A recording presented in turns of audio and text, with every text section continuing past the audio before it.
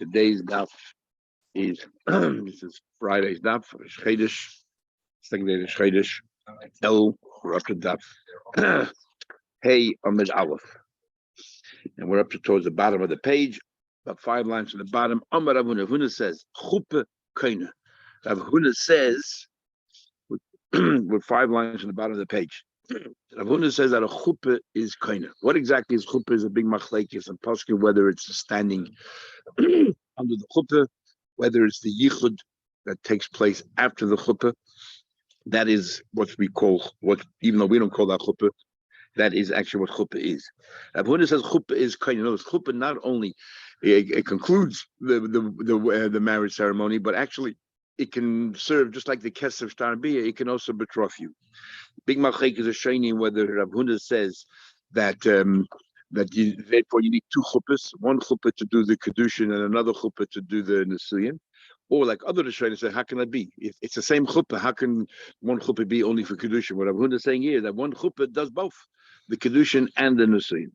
So Rav Huna says, chuppah kaina mekabel chaymer. I prove to you that chuppah is kaina from a kabel chaymer. Logical. Ma kesef. Madach kesef. She'ena meichel truma. Kesef does not have the capacity. If somebody is engaged to a woman by giving her some money, she cannot eat truma yet. Koine, yet it's effective to make her engaged to him. Chuppah shema'achelet b'truma. Chuppah, if they get married, she now can eat truma. Ain't it? So chuppah is more powerful than money. Then surely that chuppah should enable you to become betrothed. Says the Gemara before we go further, the kesef and the meichel. Money does not allow her to eat. But Amar Ula, didn't Ula tell us? And we had this in Ksubis. We actually had a machlekes in Ksubis, which is Dvar Toida Arusa Basisol Echel Truma. Ma Toida, a woman can eat truma as soon as you got engaged, because it's kinyan kasper. She never can never kinyan kasper. The high kinyan kasper. He gave her money, now they're engaged. Ma Tam Amru Ein Lechelas. Why do we say that she should not eat truma? Only Gzeda Derabanan. Is Gzeda Shema because she's still living at home. He might give some truma to eat. So give it to share with the rest of her family. That's what we're worried about. Well, the other opinion of Gemara is that he might see simpan. He might find later on that she has a defect which will unravel the entire shidduch, and therefore, retrospectively, she was never married. She had no right to truma. So what do you tell me that chuppah is more powerful than kesef? This is how you should live. Ma kesef. She'ena goymer koine kesef that does not have the ability to conclude a marriage yet. Yet it's koine a chuppah shegoymer. There's a chuppah that has the ability to conclude a marriage. Eino din shetikne. Surely should have the ability to commence a marriage because it's more powerful than kesef. You're telling me it's more powerful than kesef. I will demonstrate to you that kesef is more powerful than that. Malik kesef, as we had yesterday, became poidin by hegdeshes and ma'aser sheni. If you go to hegdish and you want to redeem your own hegdish or someone else's, you can only do it with money. You can only do it with money. You can't do it with the chuppah. Someone says, "Well, Bia will prove it to you." That what? Bia also cannot be mimicked, do hegdish, and yet Bia can initiate, as we had in the Mishnah. Bia is one of the 3 ways to initiate a marriage. Malad Bia, no, Bia has other strengths. She can't koine be yavama. When it comes to a yavama, the only method, the brother-in-law, the only way they get connected is through Bia. Kesef yichir, in that case, Kesef will prove. Kesef does not work by yavama, and yet Kesef still initiates a chuppah also. You're going to tell me that Kesef can do hegdish? I'll tell you, but Bia can't. So Chazar Hadim will go back and forth. The chumrah in each one is different than the other one, so it proves to us it's not the chumrah that makes it happen, that initiates this relationship. Hatzad hashava sheben. What's the common denominator? Shekoinin ba'alma, that they work in other places as well. And for example, that what do you call it?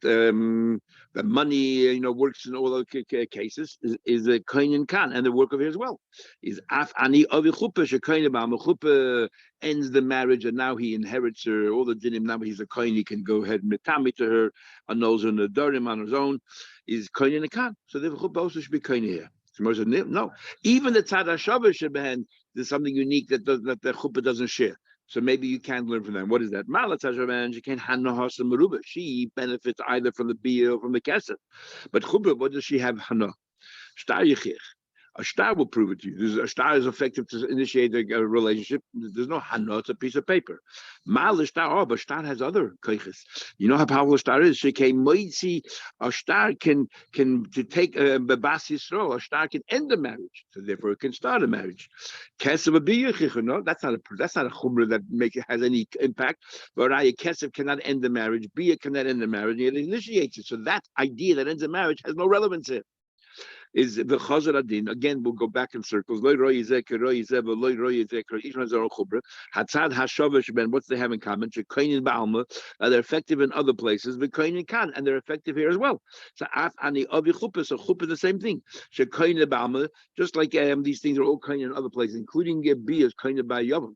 They all work effective in other places. So to Chuppah, Shekoinin Ba'alma, where's Chuppah Koinin? It completes the marriage. It's effective when it comes to Nusuyin. So too, Kain Kan, it can also affect the beginning of a marriage. Even though both have to do with marriage, but we separate them as the two separate stages. Malat Sada Shavben, all three of them have something in common. Each one of them is Balkarchach. Be it by a Yavam can be Balkarchach against the sister-in-law. A Shtara divorce, we don't need a consent. And money when it comes to an Amma Ivriya, that the father can sell it. Taisus totally disagrees with that. That's not the father can sell her, because the father agrees. So it's not really an example of the father control the daughter, but it's the father who's involved in the relation in this transaction, and the father has to agree to sell the daughter. So the example of Balkarcha by an Amma is once she is an Amma, the master can force the girl to marry him, which we call yud, and there the father has no say. But Rav Huna, kesef miya beishus like ashkechan Balkarcha. We don't find kesef by ishus at all. We don't find kesef forcing by ishus, even though we're learning it's yud, but that is different because she's already, made by him. I have two responses that I can defend Rav Huna. I have two responses that I can argue with Rav Huna. Number one is, how can you say chuppah is kaina, the shalish? Now the Mishnah clearly says there are three methods of acquiring a woman. And therefore, obviously, why is it? And we had before, the Mishnah is very pedantic. It chooses a number to tell you to exclude others. But therefore, and we more actually says, why does it say three to exclude Rav Huna? So that's number one. And furthermore, what your whole basis is that chuppah is effective elsewhere. Where's chuppah effective elsewhere? To complete the marriage. When does chuppah complete a marriage? Only if you had Kiddushin beforehand. And you want to use that to say that therefore chuppah should also be effective without Kiddushin beforehand. How does that work? You want chuppah without Kiddushin to be effective because chuppah with Kiddushin is effective. Abaye rallies to Rav Huna's defense, and he says both your questions are not valid. Our Tana milsa the ksiva behedjek tani, things which are written clearly, it will say bilsa the like ksiva behedjek, for example, kal v'chaymer, like chuppah, like Tani, Mishnah doesn't mention, not because it's excluding it, it just doesn't mention it. Number one, with the kamre, what's the Mishnah excluding? Maybe chazaka, like Taisus asked, why doesn't chazaka work by women? Those kind of things. With the kamre, you say klum chuppah gaimeres elai de kedushin. It's exactly what he's saying. Put all that in the Kavachem. Mother Kesef She'enu Gaimet cannot conclude a marriage, a relationship. Acha Kesef gives up his money twice. It doesn't work. Yet Koine, it's effective to initiate this relationship. Chuppah She'gemet is Acha Kesef. Chuppah, which is effective after you gave the money. Ein Adin She'tiknu. Surely it should be able to commence this relationship. Talabah we learned in the Braisa. So there's two parts of Kiddushin. One is you have to give something, right? Something has to change hands, kesef. And the other thing is you have to say, Harei at mikudeshes li. We'll see in the Gemara later that even if you don't say those words clearly, if you're discussing Kiddushin, that's good enough, because we know exactly what you're saying. The Eidim know what you're saying. She knows what you're saying. So here we have a situation where what happens if one of them says and one of them gives? Is that effective enough? Talk about we learned. Kate had the kesef. How's it work? Not so the kesef gave him money. So the kesef with the equivalent of kesef, which you learned in the Mishnah that it's effective. Normally, says to her, "Hariyat Kadesh's Li, you are engaged to me. Hariyat Mudesli, you engaged. Hariyat into my wife. Harei Suma Kadesh. In all these cases, she's Mekudesh. That's the ratio of this brayse. Nasan who the Amar who he gave and he said, "Aval he should nasa." But if she gave the money, no, yeah, one of those three will shyness. Aval he should not. What happened if she's the one who gave it to him, not the other way around? The Amra he, and she's the one who said, I will be engaged to you. I will be again betrothed to you. I'll be your wife. Now there's two cases in between. So the case that is valid, Nasan Hu, the case that's not valid is Nasan Hi Amrahi. What about if Nasan Hu Amrahi? What about if Nasan Hi Amrahu? Yet the Gemara will only discuss one of those cases, not the other one. And that in itself is a query. Says the Gemara, Maskara Papa, the Reisha and the Sefer simply contradict each other. At least what we can extrapolate from either one. And that is as follows. In the Reisha, why is it effective? He said he gave. But if he gave and she said, Ain't Mekadeshes. Right? She said is I'm a Kiddush. Because it has to be Kiyikach. He has to do all the taking. No, aim a Sefer. But if you read the end of the Braisa, there it says, Aval he should nasna the Amra he. She gave and she said, Lo Kiddushin. Sounds like Taima because she did both things. The Nasna he Amra he. What would it then be if Hanasan hu Amra he gave and she said? Seems like have a Kiddushin. So what's going on here? Which one is it? See what I want to say. Reisha Dafka Sefer Kadinas, but we have many times. The Reisha is the main part of the Braisa, and the Sefer just happened to bring it down. Says the Gemara, the Tani Sefer Milsa the Social Reisha. Even if you bring Kadinas, but why would the Sefer contradict the Reisha? If the Braisa is trying to tell you when it's no good, then tell us start from Nasna Hiva Amarhu. Oh, sorry, or Nasan Huva Amarhi, and say that's possible. Now, surely Nasna Hiva Amarhi is possible. This is how you're supposed to learn the Braisa. Nasan hu v'amar pshita have a Kiddushin. That's for sure Kiddushin. Nasan hu v'amra he, if he gave, this is the first version of the Gemara. If he gave, but she said, Nasa Kamisha Nasan he v'amra he v'am Kiddushin. It's just like that she did everything is not valid. Or Ibai saying another way of learning is as follows. Nasan hu v'amar hu mekadeshes. What about Nasna he v'amra he? She gave in any kedeshes. Okay, what about Nasan hu v'amra he gave as she said? Sveiki, it's a suffix. And the Chayshina midrabanan, something and we are Chayshish midrabanan.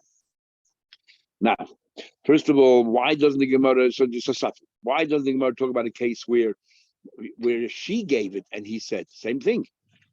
Why don't we the Gemara make the same kind of deal? What about he gave the money? She gave the money and he said, what would it then be then?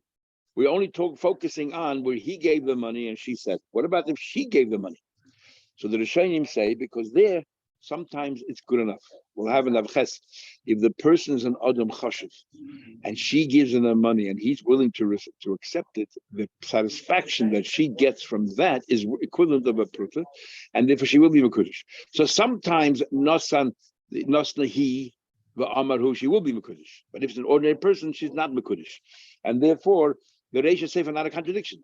The Reisha seems to be that's not mekudesh about the average person. The Sefer said that is mekudesh. Is talking about an Adam Chashiv. And that's why we don't mention that. We only focus on another one. But when it says here that Nasan Hu v'Amri Yisveikich Shim Rabbanon is a big machlek is showing exactly what we learned. First of all, if it's a suffix, the chayda should be a suffix mahatayda. Every suffix Kiddushin should be a suffix mahatayda. Shim B'Kush Nam B'Kush. When Michas Shim Rabbanon. So therefore, the Rabbah learns the suffix mahatayda. Why is the subject of Rabbanon many Rishonim is because we say there's a chazaka. Till now she was a penuya, and we have a rule whenever there's a suffix we look at the chazaka. So here too, mahatayda she's taken not married. It's only with the Rabbanon that we are choishish that means that every suffix by Kiddushin, whenever we learn Yevamos, and every time we learn there's a suffix or Gittin, we learn a suffix, so Karav Loy, suffix Kiddushin, it's only with the Rabbanon. Because Mahatayda, even though it's a suffix Mahatayda, but Mahatayda, according to these Rishonim, will always go back to the Chazaka. She was a Pnuya till now. So therefore, that's how we're going to treat her, like a Pnuya. So it's only a suffix Rabban. That's what means the Chashin Rabban. Yeah, others omit, like the Rif, omits the word Sveiki. And he just says Chashim Rabban. Others say no, it's a suffix Mahatayda. Okay, Amash was a Shmuel. The Kiddushin. But also the question is, what's the role of Pasha? What is the suffix? The suffix is what is the role of this is how we understand the Gemara's question. When he gives and she says, that's another way of learning Pshat and Rishonim. When he gives and she says, what does he do? What's his reaction? He's quiet. And the question is his silence considered as if he spoke? The fact that she spoke does nothing. So the question is, if his silence doesn't do anything, then it's her speaking that turns it into Kiddushin. That's a problem. Then it's no good. But if his silence is speaking Kaidodo, as if he spoke, then he spoke. Not because her speaking. Her speaking is irrelevant. And that's the suffix. How do we treat it? In every Kiddushin, she says nothing. So you remember the Ran we learned in the Durham the Flamma there, where the Ran says, why don't you say yes? Why do you say nothing? Because she has to be mevatel herself. The moment she says yes means she's not bottled. Well, I'll think about it. Okay, I agree. And I agree. That's already a problem. The Ran says there that the whole idea of a union is that you become one. Saying yes, there's no longer one. There's two. That they could agree to do something together, journey together. By being silent, it's one. She's completely, mafka her rutzen and she's so on and so forth. But by a man, we don't say that. So therefore, we're trying to understand how do we interpret his silence? That's the suffix here. Okay, let's get the Gemara. Shmuel said we had this Gemara a few places already. Shmuel said this is the sugya that we're going to have about Yadayim Mechich. We just had that in Gittin as well, in the Durham, where you make an inconclusive statement. But we know what you're trying to say. Is that sufficient or not? Says Shmuel. First of all, also different lashonis he used. Shmuel says, by Kiddushin, nothing like Kesher gave him money, but Amala, you said Harayat Mekudeshes. You omitted the word li. You just said Harayat Mekudeshes. I told you last time, my father says Harayat Mekudeshes li. That's Moshe Yisrael. So he had a few shots. But one of them was that At is Aleph are tough. You're so far apart from each other. From beginning to the end, and two ends of the spectrum. Lamed, the tallest letter, usually the shortest letter, so far apart that way as well. And yet, why is it going to work? Because Kedash Moshe Yisrael. If you follow Das Moshe Yisrael. But here you admitted one of the most important parts. You just said Kedash. And obviously, you're the one who gave him the money. You mean Li. But you didn't say it yet. In all these cases, the Arme Kuddish, which seems to say that Yadayim She'ein Mechichas having Yadayim. No, there's two ways of understanding. One way of understanding, remember the Shonim and the Dorim, I'm just making kids. One way of understanding is that saying Hadav Gadesh without Li is a very strong Yadayim She'ein Mechichas. It's bordering on Yadayim Mechichas. It's almost obvious. The other way of learning is not so strong because it's very common in those days that people would go travel and others didn't have that opportunity. The people who traveled would give Kiddushin to a woman and say, you're Kiddush to that guy. So Shliach by Kiddushin was very common. So they say Yedayim Shem Mechichas. But if you didn't say Li, maybe Taka you meant somebody else. We just said these words. I am your wife, I am your husband, I am your Rusach, which is means she's saying is not Mekudesh. No, son, love, I'm you didn't say from me. Ish, I'm no longer a husband. He's walking away from her. There's nothing to talk about. Remember, it seems to me the Shavashmol Yadayim she'ein mechichis having Yadayim. We're treating, this is our version, what others have different views. That we're treating here that Yadayim, which are not so conclusive, is good enough. Hadayat Mekadeshes, where's the lead? But now the problem is we learned elsewhere, and the problem is Shmuel. We learned elsewhere, hey, a person, I will be. How does he know it? How do you know what he meant when he said I will be? But it's not even Yadayim. It could be anything. Maybe we do my hepatitis, I will be in the fasting mode. You had to have a nazar walking by. When a nazar walks by, it's not Yadayim she'ein mechiach. That's compelling. Now, time of the nazar the fun of Allah not for that. It's not a Kiddushin. Kiddushin is right outside. If you want to join it outside the other shas. He said Li. If he did say Li, then what's the Kiddush? That's what we learned next to him now. Hani lishne basreik mashlan. Mikadeshes we know. His Kiddush here is Ma'ereses, Li'into. That's what the Shmuel is trying to tell you. But Yadayim Shemechichas perhaps is talking not Yadayim. And you did say Li. No, this Gemara here seems to conclude Shmuel hold Yadayim She'ein Mechichas lo have Yadayim. The other Rishonim will hold the Yadayim She'ein have Yadayim because they hold that this is less than Yadayim She'ein Mechichas because it's so common for people to marry a woman for somebody else. Now what? That you have to take yourself, but not remove yourself. Not to give yourself to her. You have to send her away and not send yourself away from her.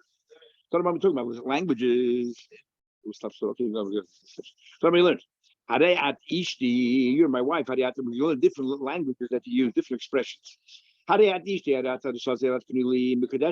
Above him and all full on the top. He says these lashonos that you're my wife, that you're my betrothal, you're acquired by me. These are quite clear what you're saying. If he says Hare actually, you're mine. No, you're not. Hare at Beshusi, you're my control. Hare at Zekukuli, that you're bonded and you're obligated to me also Mekudeshes. These are also same Mekudeshes because even though these are words not found in the Torah, but it's very clear what he's trying to say. He's just expressing different ways of saying that you're my wife. But says, if all six expressions are valid, then just bunch them together. Why group them separately? Tana, tlas, shaminu bigasin. He heard three, then he learned it. He learned three, he learned it as well. What about the following expressions? What happens if he says to her, li? You're singled out to me, which is the expression we use by Adam Rishon. Or what happens? He says, "You edis li." We find by a maid when the master marries her. It says in the pasuk there, "Yada." That's the word he used. Mouth ezrosi mouth. It says by Adam that should be ezer kenegdo. He used the word ezer or kenegdo negdosi mouth. Or he says atzurasi. He gathered to me. What's it in? Salasi mao, you're my rib, you're my side. What's it in? Sigurasi mao, you come from close within me. This is an expression because Adam Rishon, that's where Chava came from. Tachti mao, tfusasi mao, all of these different expressions that we find. Lekuchasi mao, the word kiyikach. So we don't know most of them, but one of them we do know. Tani, we learned lekuchasi harezu mekudeshes. The word lekuchasi is, yes, a word used for engagement. Because the Torah clearly says, Ki yikach ish isha. That's an expression for the Torah. What happens that you're my charuf? Now the Torah says about a shivcha that nechrefes leisha, a shivcha, a non-Jewish maid who was connected to an eved, and somebody had relations with her, and that's his bekoides tia while she was married to that eved. Then even though she's not really a married woman, it's still considered some respect a sin. Now there's a machlekes tanaim what that case is. If charafasi is talking about just a total shivcha knanis, or is it talking about a chetzi shivcha chetzi b'schayim, half and half? Now a woman who's half and half, even though she's not really engaged to this eved, but she has a potential to be engaged, part of her at least, to a full yisrael. So if we're talking about a half a eved, a half a shivcha, then when you use the word charufa, it could very well mean kiddushin. But if it's talking about a complete shivcha kananis, where there's not shaykh the whole of kedushin, then if you use the word charufa, it means nothing. And that's the question: which way is it? So, Tashma time we learned charafasi mekadeshes. Someone said charafasi, she's engaged. In other words, we're following the view of Rabbi Akiva that says that charufa is a woman who's a chetzi shivcha chetzi beschayim. She came to Yehuda koyin larusa charufa, because in Yehuda they use that word for arusa. They use the word charufa. The Yehuda asked, Yehuda have a ruba almas, because Yehuda they use that expression, they for the whole world, entire world use the charuf as well. This is what he means. Somebody says charufasi is mekadesh. Remember it says the shivcha nechrefelish, because the Torah uses that expression regarding a shivcha that she's attached to a man. Number one. Number two, and a proof as well, because in Yehuda they used to refer to a woman who's engaged a charufa, which obviously begs the question of Yehuda v'oid l'kra, famous expression. You bring me a pasuk, and now you bring a proof because the people in Yehuda follow what the pasuk says. What do I need? How does that in any way add to what the Torah already says? This is what the Bryce meant. In Yehuda Mikudeshes, because there we know what you mean. Because we know what you mean. But anywhere else, charufa doesn't mean anything. No, as the Gemara concludes, charufa really we don't follow Rabbi Akiva. We follow the other Tana that charufa is not talking about a chetzi shivcha, not full shivcha. Therefore, generally speaking, it's not kedushin. But in Yehuda, it is. Now the Gemara wants to know the Ma'askin. What are we talking about? Now we're going to see that if you are in the middle of discussing with her about getting married to each other, and then you give her a ring or something, even if you didn't say the words, you are engaged to me with this ring, it's obvious what you're doing, and therefore it's considered kedushin if the Eidim are there present and they all understand and she understands what's going on. So you're telling me that the word charuf in Yehuda is effective and nowhere else. So we're asking a question. The Ma'askin, what are we talking about? They haven't been discussing about getting married, and he proposes to her, he says, you're my charuf, and gives her a ring. What does it help if he knows that from a pasuk, but she might not know the pasuk. She has no idea she's getting married. Remember, we learned before that a woman has to consent to marriage. She has to be aware of what you're saying. So my comment, she has no idea what you're saying, and could be the Eidim have no idea what you're saying. Ella must be talking about the Medaber Imal Iske Giti Grusha. They were discussing marriage, and then he gave her the ring. He said, "You're my charufa." Who needs it? Even if he would have said nothing, she would have been engaged to him. At the time, could be learned. According to Rabbi Yossi, if you were speaking to a woman regarding matters of Gittin and Kiddushin, and then during the course of that conversation, you gave her a get or you gave her Kiddushin, you didn't say anything. But like Peter, she didn't specify what you're doing here. Rabbi Yossi says, Daya. Rabbi Yossi says, that's enough. Rabbi Yehuda says, Tzadich lefar. Yehuda says, you still have to say you're engaged to me or you're divorced. But Rabbi Yossi says, it's quite obvious what you're doing over here, and that's good enough. And Rabbi Yossi. And the Huda's name is Shmuel Allah Rabbi Yossi. So l'chayda, what is the difference of charufa? And in fact, all these expressions here, he's asking, are they valid? The question is manushach. If they're in the middle of a conversation, who cares what these expressions mean? And if they're not in the middle of a conversation, she has no idea what he's talking about. So what's the difference? What we're going to paskin over here? If she has no idea what he's meaning, what the words mean, muedis and all those words, that means nothing. Maybe she thinks it means we're good friends or something to that effect. He is speaking to her at least. He is speaking to the conversation. But the he gave her shasik, and she was quiet. And he would have said, and he said nothing. Sometimes saying something is worse than saying nothing. If he would have said nothing and caused the conversation, they're discussing getting married, and then he gives her a ring, or the conversation is about, let's end our marriage, and then he gives her this document, then it's obvious what he's doing. Then Rabbi Yossi says, you don't have to say, that's sufficient. But we're talking about here. The Yahavla he gave her, but then he added one of these expressions. Did he, in a way, change or alter what the conversation was? The conversation, because these words don't mean marriage. And when he gave her the ring, he said one of these words. Then instead of even though they were talking about marriage, but he said something now, and if these words mean something else, then obviously they're no longer. It's not a form of engagement. All these expressions. Kiddushin Kamala, did he use them as expressions of Kiddushin? Maybe he said, you know what, you're going to work for me exclusively. That's what he meant, all these languages. You're mine to work for me. You're mine, take care of the house. Take who we remain with a question. Silence is more powerful than words. Huh? It is. That's why under chuppah you don't say yes. One of the reasons. Gufa, let's just finish this particular subject and then we'll pause and we'll do the next block. You spoke to a woman. We just told you spoke to a woman about matters of getting Kiddushin. Then you gave it to her, like, please didn't specify what it's for. Rabbi Yossi says, "Die, it's enough." If you have to specify. Provided they're talking about this very subject. This what Rabbi Yossi says that you gave her the ring is good enough. Is talking about that they're still talking about the subject till the very last moment. No, but they spoke about it a couple of hours ago, and then he gives her the ring and didn't say anything. It doesn't mean anything. It's only if in the course of the conversation or you just finished the conversation. Says the Gemara, in fact, this itself is an argument tonight. Rebbe says, they have to still be involved in that very subject, and then you gave her the ring, and it's obvious why you're giving her the ring. Rabbi Shimon says, even though they are not discussing that very inyan, it's still good enough. So the obvious question is, if they're not talking about marriage anymore, that was this morning, and now they're talking about something else, and then he gives her a ring, how does she know that the ring is for marriage, or he gives her a piece of some money? How do you know it's for marriage?